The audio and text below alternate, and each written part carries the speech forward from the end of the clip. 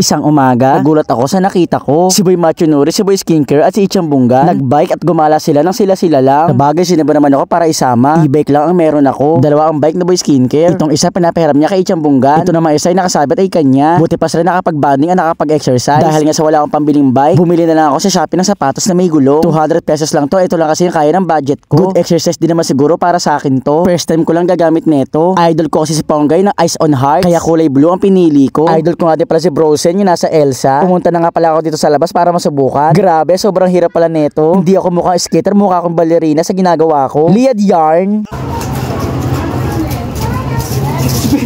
Habang nag-i-skating ako, dumalaw pala yung kapatid ni Boy Skincare. Kasama yung asawa niya na si Boy Kaba. Nagtatampo ako sa kanila. Inimbita ko kasi sila ng piyesta pero hindi pumunta. Ngayon wala na akong handa tsaka sila pumunta. First time lang pala nila pumunta dito sa bahay ko. Kaya naman medyo nahihiya pa sila. Buti pa tong atin na Boy Skincare, mabait, mahiyain. Inaalok ko nga pala sila na matamisin kasi ito na lang natira. Dumalaw lang daw talaga sila kasi alam nilang nagtatampo ako. Buti alam nyo. Kaya naman sabi nila maligo daw muna ako. Bis na pakainin ko daw sila. Libre daw nila ako kumain sa labas. Dapat lang kasi inaasa nyo ako, inimbita ko kayo tapos hindi kayo pumunta. Madami din nga pala nagko-comment. Lumalaklak daw ba ako ng gluta? Sobrang puti ko na kasi. Ito nga pala gamit kong sabon. Niacinamide soap ang gamit ko. Tapos 3 times a day ako kumaligo. Pagkatapos nga pala maligo, nakarinig lang ng salitang libre. Pumunta agad dito sa Ichambuga sa bahay namin. Sabi ko, sige sumama ka na basta maligo ka muna. Pero ginamitan niya ako ng life hack. Akala niya hindi ko malalaman. Teknik ko kaya yan. Nagsuot lang siya ng damit, hindi siya naligo. Kahit tapos na piyesta sa amin, meron pa rin mga benderitas. Kaya paalam mo na, Prox 5. Pupunta nga pala kami dito sa bukid. Ang sarap pa naman magmerienda pag gantong oras. Kapag ganyan daw yung araw, madaming jowang nagbe-break. Totoo ba yun? Simula ng bata ako, gawain ko na talaga to, tumalon-talon sa mga bato. Marami nga palang tourist attraction dito sa bukid. Meron ditong kalabaw, meron din ditong gagambang tea. Alam niyo na yun, yung Juice at Ducks. Ito namang isang gagambang tea na to, malabo. Siguro galing pa siya sa Japan. Charot! Nauhaw nga kami, kaya napabili kami ng buko juice. Favorite ko pa naman to, medyo matamis-tamis. Sa wakas, pagkatapos ng napakahabang lakad, napuntahan din namin tong eskinita. Sakto, sobrang nagutom ko. Nagpalibre ako ng sisiglog. Dumating na nga pala si Boy Skincare. O, diba sabi ko naman sa inyo eh. Basta libre kahit saan, susunod talaga kami. Ang totoo niya, pinakamabait talaga sa amin ay si Ichang Bunggan. Kaso wag na wag ka lang magsasabi ng sekreto dyan. Kasi bukas kalat na